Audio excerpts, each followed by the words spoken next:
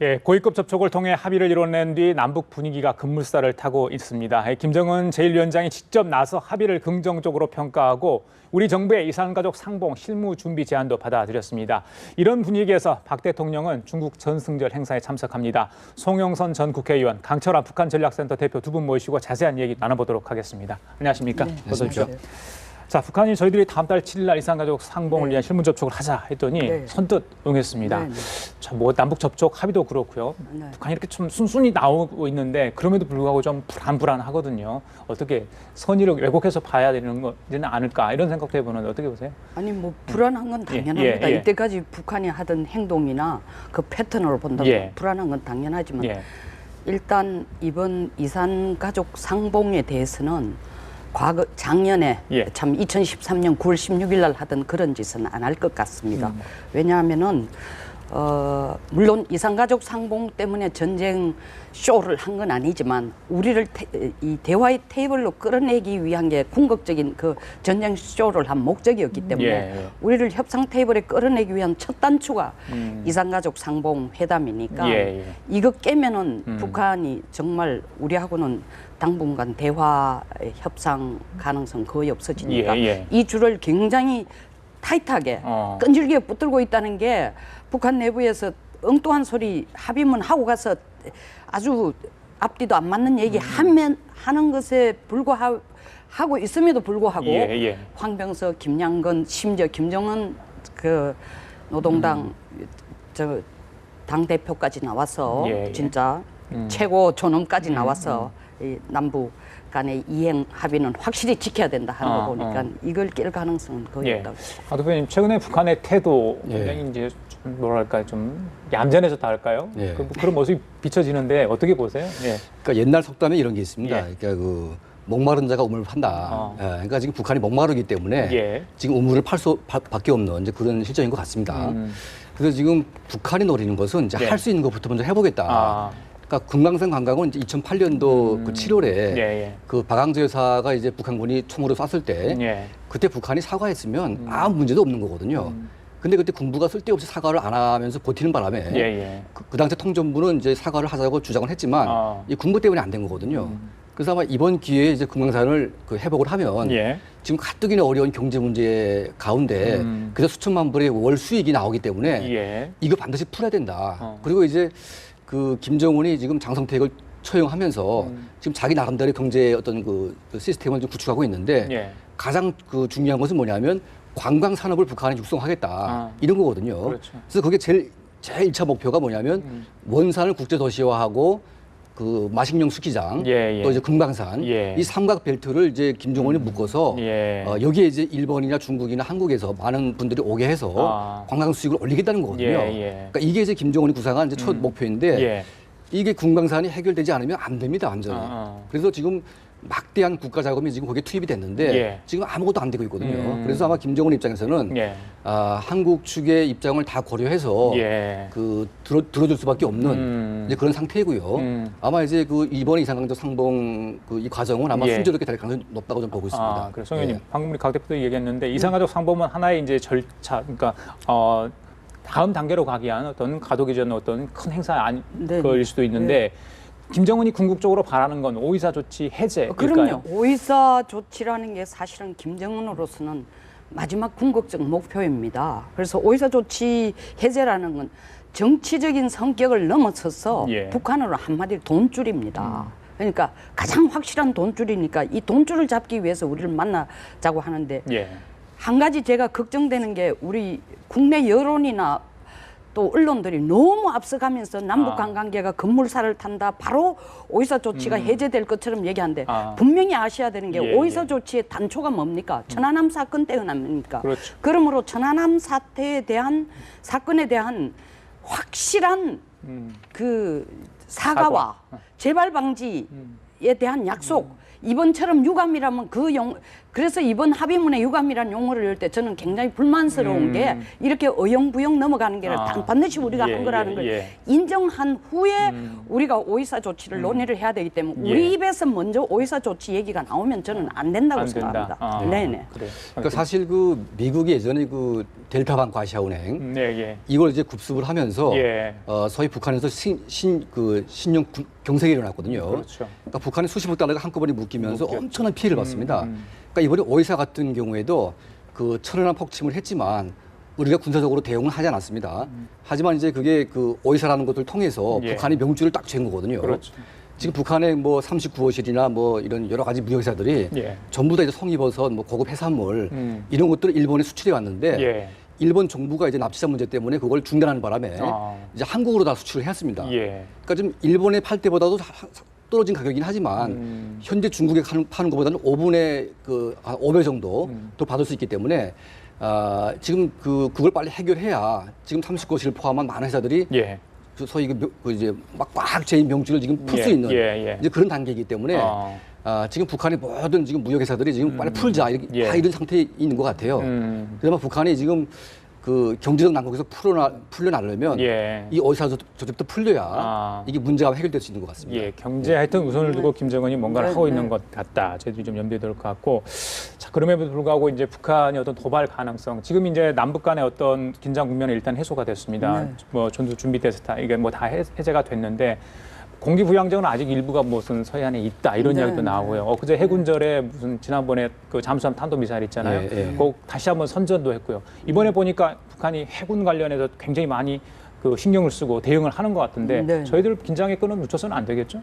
당연하죠. 근데 제가 볼 때는 당분간은 북한이 도발을 해도 우리 입장이 이번에 확실하게 단호하고 즉각적이고 그다음에 원점 타격을 한다는 대원칙을 냈기 때문에 즉각적이고 원점 타격을 할 수 있는 그런 도발은 안 일으킨다. 무슨 얘기냐면 즉각적으로 대응하기도 애매모호하고 원점 타격하기도 애매모호한 뭐 사회 교란, 디도스 공격이라든가 GPS 교란이라든가 사이버 공격이라든가 그다음에 몇 명의 특수부대들이 내려와 가지고 일을 저질러 놔놓고 뭐 GP 부근에 뭐를 GOP 부근에 와가지고 뭘 저질러 놔놓고 사라졌는데 우리가 며칠 후에 발견했다든지 이런 식의 교란은 충분히 계속 있는 겁니다. 이 지금 또 한 가지 제가 이 차제에 말씀드릴 게 전부 국민 전체가 들떠가지고 마치 우리가 2000년 그 6.15 정상회담 끝나고 이제 국방부가 필요 없다 이런 얘기까지 나왔거든요. 군인이 필요 없다 이런 얘기까지 나왔는데 자칫하면 이 분위기가 너무 들떠가지고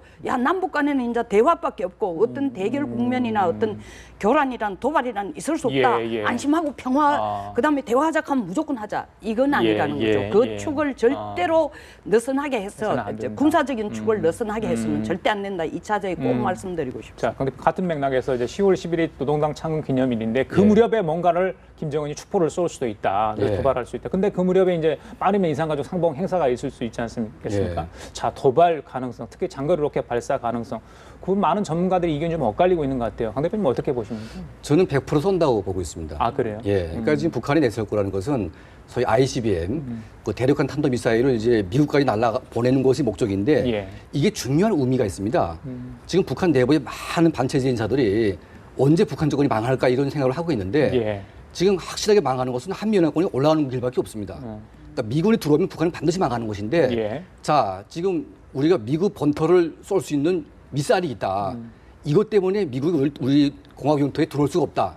이걸 북한 주민들에게 알리는 거거든요. 그러니까 이러한 능력을 계속적으로 과시하면서 북한 주민들에게 알리기도 하고 또 북한이 지금 그 소위 당창건 70주년이 됐는데 북한 주민들에게 보여줄 게 아무것도 없습니다. 그러니까 하다 보니 그런 걸 하나 보여줘야 이민들에게 뭔가 이제 좀 있어 보이는 이제 그런 형태가 되기 때문에 저는 이번 발사를 무조건 한다고 보고 있는데요. 근데 문제는 뭐냐면 그 지금 북한이 그 우리 민족끼리를 통해서 우리가 만약 그걸 한다고 해도 남한이 미국에 동조하지 말고 그걸 이해해라. 이런 식으로 지금 우리한테 지금 약간 추파를 던진 거거든요. 그러니까 분명 한다는 얘기입니다. 그러니까 이건 연례 행사이기 때문에 또 이제 북한은 지금 그걸 ICBM이라고 포장하지 않고 인공위성으로 지금 이제 주장을 하고 있거든요. 그래서 이제 북한은 이건 필수 조건인데 여기에 이제 한국 정부가 어떻게 또 털을 달 것인지 그렇죠. 이걸 좀 우려하는 것 같습니다. 저는 견해가 다릅니다. 10월 10일은 안 쏠 가능성이 굉장히 크다. 10월 10일 전후로 해가지고. 왜냐하면은 지금 우리가 남북 이산가족 그 상봉이 10월 10일 전에 될 가능성이 상당히 낮습니다. 그러면 우리하고의 경제, 우리한테 돈줄을 받아내기 위한 첫 단추가 10월 10일이니까 최소한 그때까지는 얌전하게 행동을 합니다. 얌전하게 행동을 하되 이산가족 상봉이 단순하게 그냥 일륜적인 차원에서 만나는 게 아니고 분명히 뭔가를 또 돌라고 요구를 할 거예요. 그리고 그거 가지고 좀 뭐 2013년에도 8월 26일 한다 하다가 결국 9월 16일로 미뤘다가 갑자기 안 한다는 식으로 안 하지는 않지만 뭔가 이 트레이드오프 주고받는 걸 요구를 할 텐데 그것이 자기들 원하는 만큼 되지 않을 경우에는 미사일 발사나 핵실험을 하는데 꼭 10월 10일은 아니라도 단 강 대표와 뜻을 같이 하는 건 하기는 하지만 10월 10일 전후 바로 10월 10일에 맞춰가는 안 할 거다. 그러니까 저는 이제 그 중국이 9월 3일 날에 정순절을 크게 하지 않습니까? 그렇죠. 근데 북한이 지금 중국보다 뭐 정말 1000분의 1밖에 안 되는 국력을 가지고 중국보다 더 크게 하겠다고 지금 주장을 하고 있습니다. 근데 거기 하이라이트가 저는 그 이제 대륙간 탄도 미사일 이걸 될 거로 좀 보고 있기 때문에 만약 북한이 이걸 못 쏜다고 하게 되면 정말 북한은 주저앉습니다 이제는. 그래요? 상징적으로 북한의 배짱, 북한의 어떤 힘을 보여줘야 되는데 보여줄 게 아무것도 없습니다. 두 분의 전망이 다르기 때문에 저희들이 좀 지켜봐야 될 것 같은데 열병식 이야기를 했으니까 좀 그쪽으로 좀 넘어가 볼게요. 자, 박근혜 대통령이 2일 날 중국을 방문해서 3일 날 열병식에 참석을 합니다. 이번 남북 접촉 합의문 과정에서도 중국이 어느 정도의 뭐 느낌을 행사하지 않느냐 이런 얘기도 있던데 자, 북중 관계도 그렇고요. 지금 한중 관계 굉장히 좀 예전과 다른 모습 비치지 않습니까? 이번에 이제 한중이 만난다 했을 때 앞으로의 관계 북한이 좀 껄끄럽게 생각하지 않을까 이런 생각을 해보는데 어떻게? 당연히 껄끄럽게 생각하는데 저는 너무 한중 관계에 우리 대통령이 정말 뭐 푸틴 대통령보다 이름을 먼저 불러줘서 정말 뭐 한중 관계가 한미 관계 이상 밀월이 된 것처럼 착각하는데 사실은 그거는 의전상 알파베티컬 순수라면 한국이 러시아보다 먼저예요. 그럼에도 불구하고 하여튼 시진핑 주석이 볼 때는 박근혜 대통령 한없이 이뻐 보이는 거예요. 왜냐하면 물론 이번 남북한 대결 국면에 있어가지고 뭐 청와대에 사람이 왔다 이런 그건 사실은 말이 아니고 이 왔다 손 치더라도 그거는 시차적으로 말이 안 맞고 그럼에도 불구하고 중국이 우리 잔치에 재뿌리지 말라는 얘기는 분명히 북한에게 했을 거고 저는 박근혜 대통령이 차제에 조금 신경을 써줘야 될 게 중국은 지금까지 한반도 비핵화를 주장하고 있습니다. 그래서 이 차제에 중국 시진핑 주석에게 얘기할 것은 한반도 비핵화라는 뜻을 우리는 북한 비핵화로 해석하고 있다는 걸 다시 반드시 못을 박아줄 거고 두 번째 작년처럼 일본의 집단 자위권에 대해서 반대하는 것에 대해서 중국에 대해서 너무 손을 들면 안 돼요. 집단 자위권 행사는 많은 국민들이 오해를 하고 있지만 미일 안보 동맹에 있어서는 절대적이기 때문에 우리한테도 도움이 되지 중국에게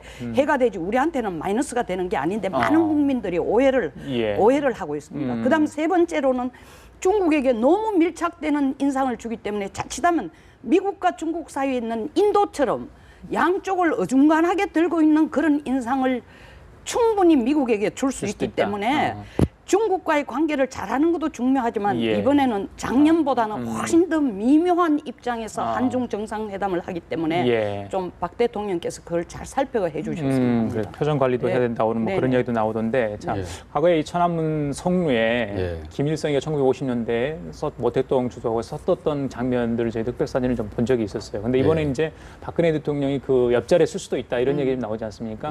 북한은 어떻게 볼까요? 그 부분 여쭙고 싶어요, 사실은.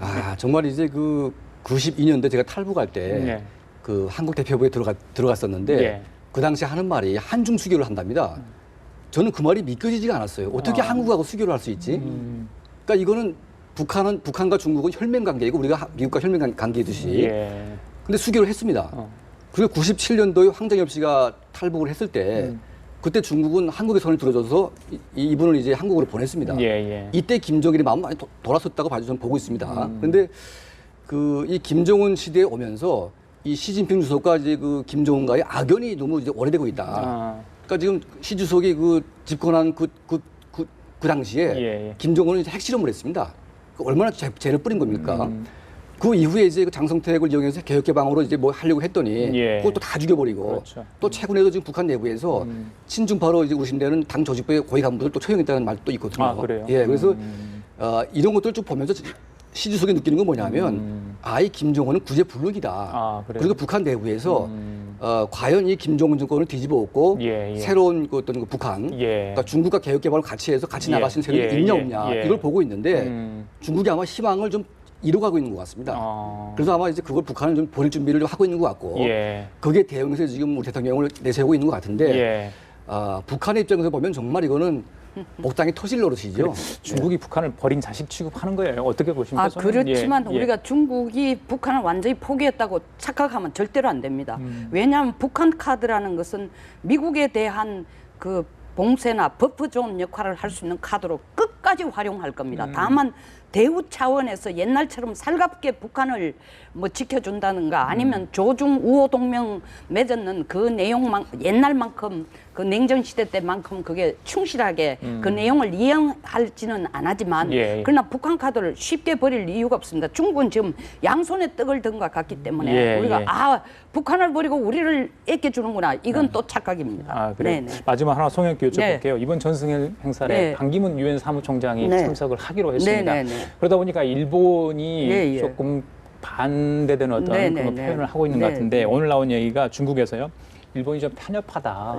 참석에 대해서 이런 얘기를 했는데 그분은 어떻게 보세요? 저는 일본이 편협하다라는 비판은 충분히 할 수 있지만 저도 반기문 그 유엔 사무총장이 참석하는 데 대해서 미국이 어떻게 볼 것인가를 잘 생각해야 됩니다. 왜냐하면 폴란드, 우크라이나, 러시아 다 갔어요. 직접 전성절 참석, 뭐 국경일에 다 갔는데 일본 8월 6일 히로시마 원폭 그의 평화식에는 자기가 직접 안 가고 군축 고위직만 보냈거든요. 유엔. 그래놓고 여기 지금 중국을 가는데 일본이야 뭐 배가 아파서 그런 얘기를 할 수 있지만 미국의 입장에서 보면 이 좀 사무총장이 약간은 중국 경사가 아닌가 공정성은 일체 말을 안 하고 있습니다. 그게 더 무서운 거예요. 그래서 미국이 어떻게 볼 것인가라는 걸 우리 이것도 대통령도 조금 예의주시하셔야 될 것 같습니다. 알겠습니다. 자, 지금까지 송영선 전 국회의원 그리고 강철한 북한전략센터 대표였습니다. 말씀 잘 들었습니다. 감사합니다.